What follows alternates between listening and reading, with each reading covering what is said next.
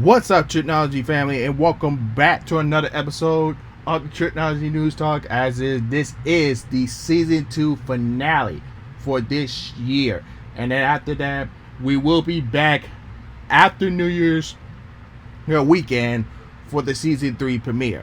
But as for today, for the finale of season 2, we got a lot of things to talk about, and then the the big finale we're gonna talk about. It's a movie review of Spider-Man No Way Home. But before we get to that, let's get into some news for today.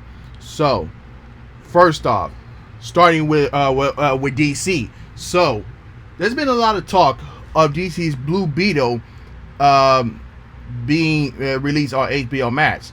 Well, I'm here to tell you that that the DC's Blue Beetle movie will no longer debut on HBO Max, but it will have a theatrical release instead, and the film is slated to release in 2023. So, I think this is a good move because with all the upcoming Warner Brothers movies, like they'll have their theatrical window for 45 days, and then it will go to stream on HBO Max. So I think this is a good move for not only for DC but also for Warner Brothers as well. So I think this is a very good move. I can't wait to see how the Blue Beetle movie comes out. And if I have further news on when is the official date is going, the official release date is going to be in 2023, I'll let you guys know for that. And then moving on to some more news is that that the Hollywood Cinema Dome has closed back a while since the pandemic started in March of 2020. Now, it now has plans to reopen in 2022. So, this is what the Hollywood Report has reported. Hollywood's historic Cinema Dome Theater has plans to reopen in 2022. The Hollywood Reporter has learned on December 16th, a public notice of an application to sell alcohol beverages was posted outside of the theater, with the business name listed as Cinema Studios. Distribution sources confirmed that the theater, built in 1963 by the Deacon Corporation, is preparing to resume showings after having been dark since March 2020. In April 2021, Earthlight Cinemas and Pacific Theaters, both owned by Democrat, announced they was closing the Cinema Dome for good, along with the Earthlight Cinemaplex Theater besides it, and 15 other locations decoded by the pandemic.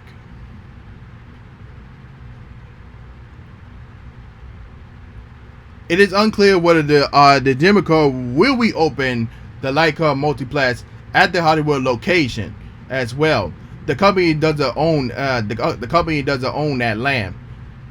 Democrat, a real estate company that owned the land under the dome, has been released for many of its Pacific theaters and Oakland locations, including the Grove near West Hollywood and Americana at the Brand at Glendon, which is now operated by HCM Theaters. So, I think this is a good move to have plans to try to reopen the Cinema Dome in 2022 because it's most popular in LA. So I think this is a very good move to open it up. I can't wait to see what's going to happen when it does reopens. So moving forward with some movie news is that the upcoming Universal Pictures Ambience has now zoomed into early April, and this is what Deadline has reported. The Michael Bay directed action movie Ambulance will go from February 18th to April 8th, 2022, which is the weekend before Easter weekend. The news came after Sony today moved Bullet Train off April 8th. Now Ambulance will now go up with Paramount's Sonic the Hedgehog 2. Universal just made this release date change tonight. It was a great day, and according is to what sources close to the film tells me given spring break. Josh Gillian, Yobidan W. II, and Gonzalez starred in a story about two robbers who steals an ambulance after their heist goes awry. On their previous date, February 18th, Ambulance was up against Sony's feature take on the PlayStation game Uncharted, starring Tom Holland, Mark Wahlberg, and Antonio Banderas. Universal their first debuted the trailer to Ambulance at the CinemaCon back in August. So, either way, no matter if they stayed or moved, they were still going to have competition there. So, I certainly think that no matter if the Ambulance movie is good or not, Sony might win the box office weekend on that weekend. So we'll just have to wait to see how it does in the box office. What if it's good or bad or not, and then we'll see how that's gonna go. And then moving on to some more news. Now, this was not the only Universal flick that has been moved. Now we hear a report that the next Fast and Furious 10 has moved its release date to May 2023, and this is what Variety has reported. The next installment of the Universal's Fast and Furious saga will now take place in a little detour before it reaches its final destination. The 10th chapter of the longest running Odes of Fast Cars, Fixed Divergent Stunts, and Family will hit theaters on May 19, 2023.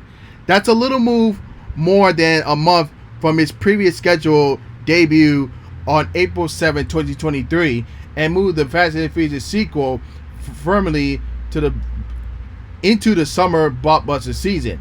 Universal has taken advantage of space left by Dominator and the company, will slot an untitled animated film into that burden.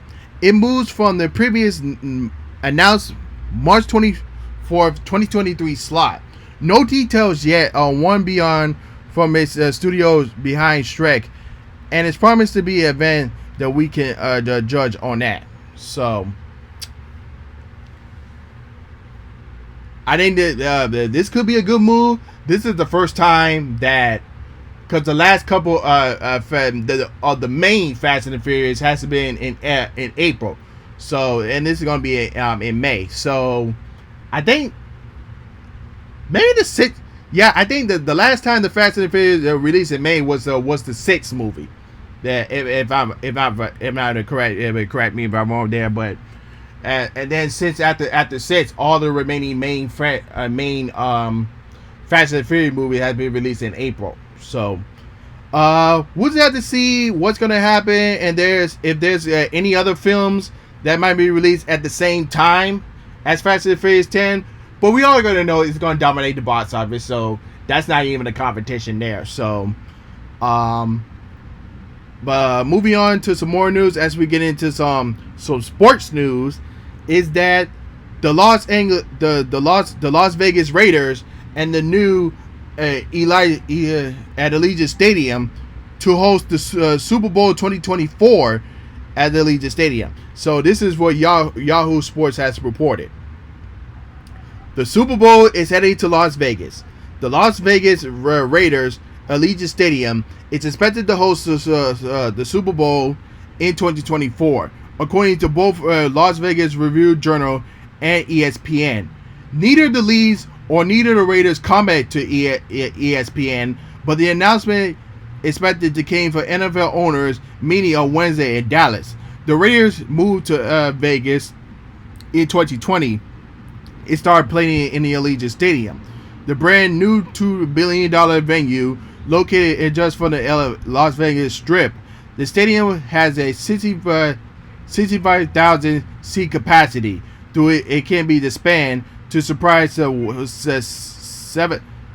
70,000 mark for certain events. The NFL wants the Super Bowl venue to hold at least 70,000 fans.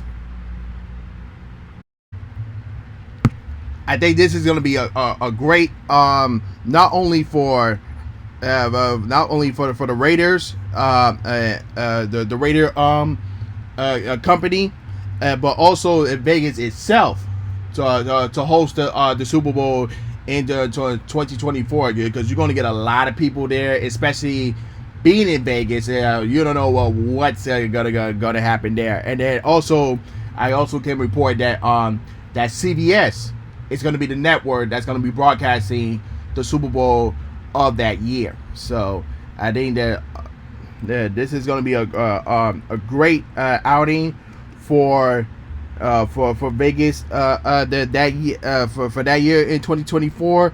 So it's going to be interesting how that's going to go.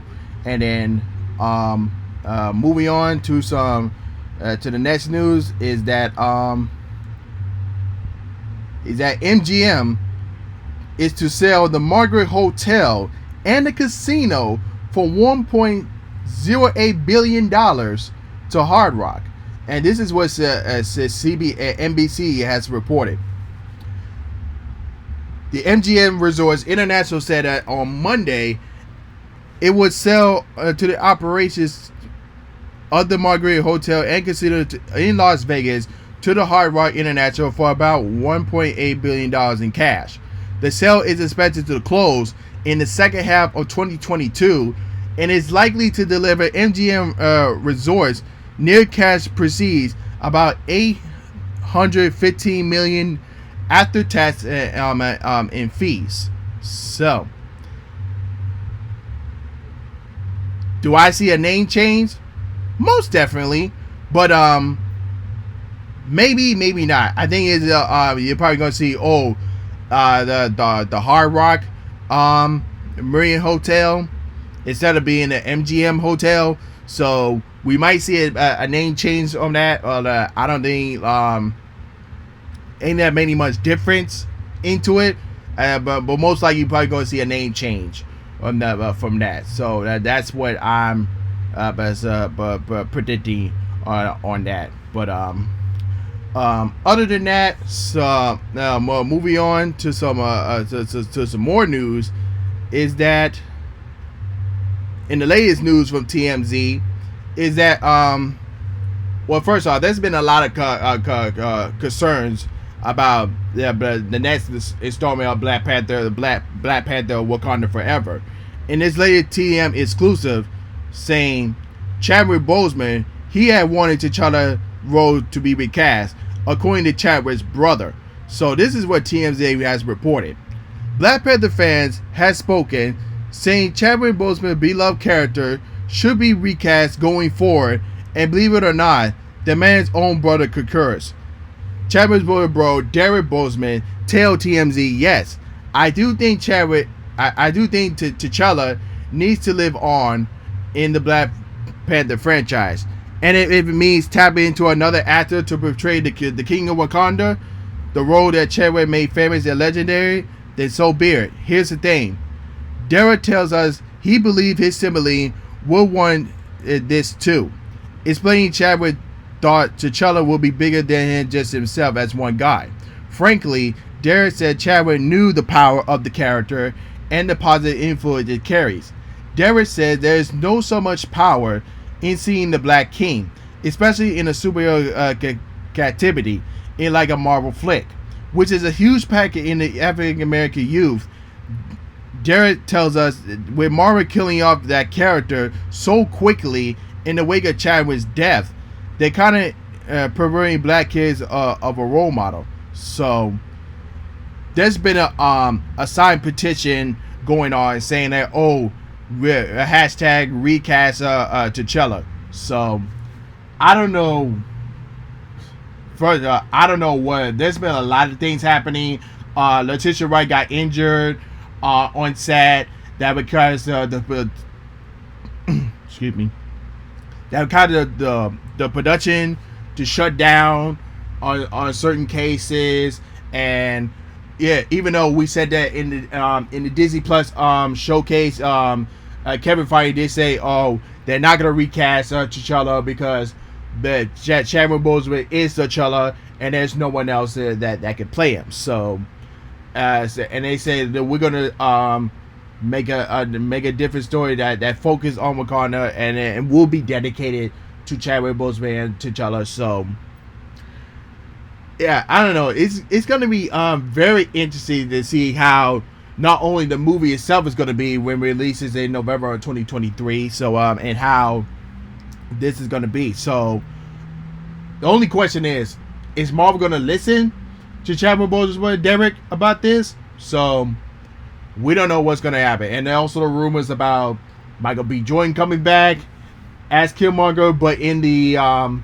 Imperial plane.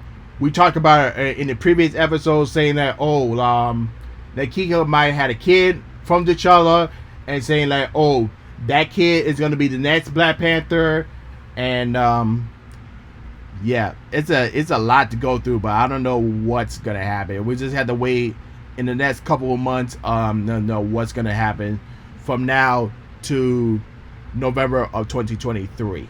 So that's all I can say about that. But even in the next news is that breaking news, game over. According to Resident Observer newsletter, following the recent problems with his heart conditions, Triple H is most likely to never fight again. So his last match was in the Saudi show, Super Showdown, in April of 2019 against Randy Orton, and then since then he never had another match after that. So if this is the last time we'll see Triple H in the ring, and this will be his actual retirement, all we gotta say, hashtag thank you Triple H. That's all we gotta say about that. And then lastly, news for today is that we finally got our nominations for next year's Golden Globe. What's going to happen in early January of 2022. So I'm going to run down with some of the best picture categories and everything else. So starting off for best picture in drama, we have Belfast, Coda, Dune, King Richard, and The Power of the Dog. And then for best picture musical in comedy, we have Cryon, Don't Look Up, Licorice Pizza, Tick Tick Boom, and West Side Story. And then that's that's for the movie side. And then also for best picture animated, we got Encanto, Flea, Luca, My Sunny Mad, and Raya the Last Dragon.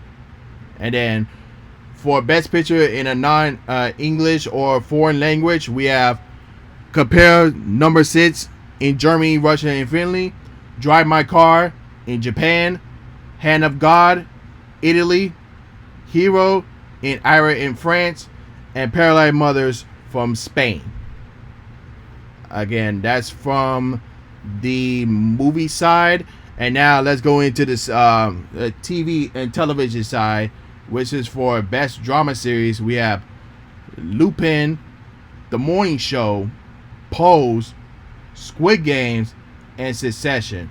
And then for best musical and comedy series, we have The Great, Hacks, Only Murderers in the Building, Reserve Dogs, and Ted Lasso. And then next we have for best television motion picture, we have Dope Sick, Impeachment, American Crime Story, Maid, Mayor of Easttown, and the Underground Railroad. So, and then all the rest, if you want to hear about the rest of the other nominations, you go to GoToGoals.com and see the rest of the nomination. But I just point out the all the main ones from each movies and television category. So that's all from our news today. So let's get into the main story that we're going to talk about today, and that's the Spider-Man No Way Home movie review. Again, this will be a non-spoiler review. Okay, so man, where could I start? Let me just say, if you watch this in the theater, you will have an amazing experience like you do when you saw Avengers Endgame. That's that same feeling that you're gonna have when watching Spider-Man No Way Home. I'm like, it was really good. Like, there were some parts, I would say, kind of bland a little bit, but most of everything was good, especially in the third act of the movie. Oh my God, you're gonna be out of your theater seats going in into the third act. So in case you guys don't know what the third movie follows, so right after hold on one, I gotta read this, trying to pull out the notes here. Oh my God, what is going on?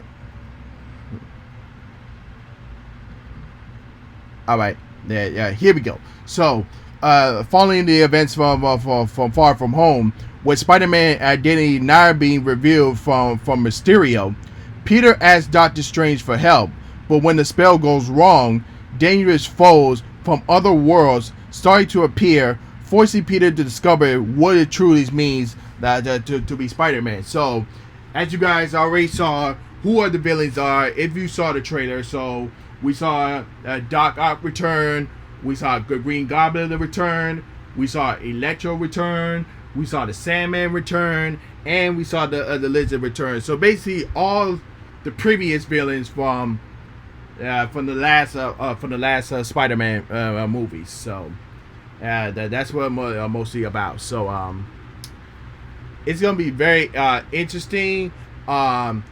If you guys already saw the movie, I'm not gonna go and spoil it too much, but it's gonna be very interesting how this one's is gonna play out for the future of Spider-Man. Not only for Spider-Man itself, for future movies, and for its MCU future as well. So that's all I'm gonna say about that. So I think this is one of the great Spider-Man flicks. So if you were to ask me where does my ranking goes, so let me just say this: Spider-Man 2 has not changed for me.